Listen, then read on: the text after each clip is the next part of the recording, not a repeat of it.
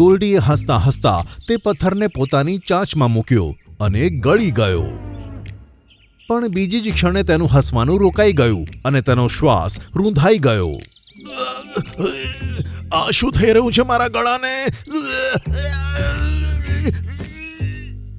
Goldy, તું જે પથ્થર જાદુઈ સમજીને ગળી ગયો એ સાદો પથ્થર હતો. આ સાંભળીને મીઠું હેરાનીથી ચુનમુનને જોતો રહી ગયો. મેં તારા કહેવા પર એ પથ્થર ચોરી તો લીધો, પણ પછી મને થયું કે જે પક્ષીઓએ મારું આટલું ધ્યાન રાખ્યું અને જે બધાની ભલાઈ ઈચ્છે છે એમની સાથે દગો કરવો ઠીક નથી. એટલે જ મેં પથ્થર જેવો સાદો પથ્થર શોધ્યો અને તને આપી દીધો.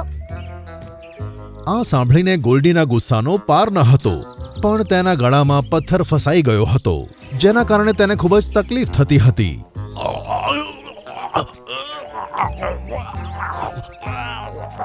થોડી વાર સુધી બૂમો પાડ્યા પછી ગોલ્ડીએ ત્યાં જ દમ તોડી દીધો. પછી ચુનમુને દોરડામાંથી મીઠુને આઝાદ કર્યો. આ બાજુ જંગલમાં બધા જ જાનવરો તળાવ પાસે ભેગા થયા હતા. તળાવનું પાણી પણ ગરમ આવી રહ્યું હતું. ઘણા બધા જાનવરો આસપાસ બીમાર હાલતમાં પડ્યા હતા. જ્યારે બધા જાનવરોએ ચુનમુન અને મીઠુને સાથે આવતા જોયા ત્યારે બધા ખુશ થઈ ગયા. મીઠુએ પોતાના પંજામાં દબાવેલો પથ્થર ટેકરા ઉપર મૂક્યો. આમ કરતાં જ તેની ઉપર સૂરજના કિરણો પડ્યા અને તે ચમકી ઉઠ્યો. સૂરજનો તડકો એકદમ હલકો થઈ ગયો અને ઠંડી છવાઈ ગઈ અને તળાવનું પાણી પણ ઠંડુ થવા લાગ્યું. બધા જાનવરો ધીરે ધીરે સ્વસ્થ થવા લાગ્યા.